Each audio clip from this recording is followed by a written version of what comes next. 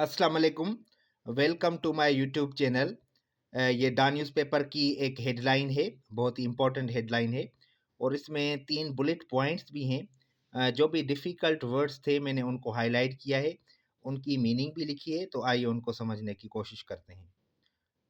Competence of military court जजेस questioned. तो यहाँ पे वर्ड इस्तेमाल किया गया है कॉम्पिटेंस।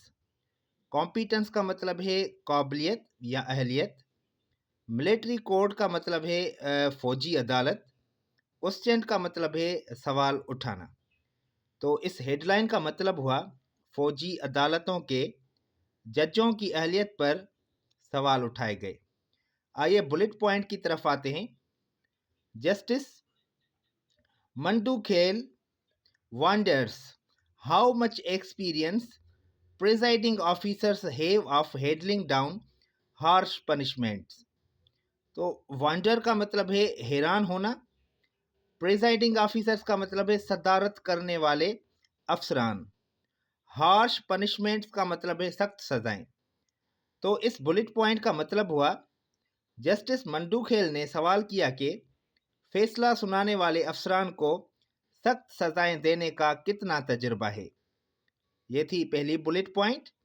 आइए दूसरी बुलेट पॉइंट पढ़ते हैं। Justice Hilali asks how military courts assumed jurisdiction when FIRs were filed under PPC, ATA। कामा का मतलब होता है एंड। तो ये PPC और ATA क्या है? PPC का मतलब है पाकिस्तान पेनल कोड। ATA का मतलब है एंटी टेररिज्म एक्ट। यहाँ पे वर्ड इस्तेमाल किया गया है जुरिस्डिक्शन, इसका मतलब है अख्तियार। अज्यूम का मतलब है अख्तियार करना।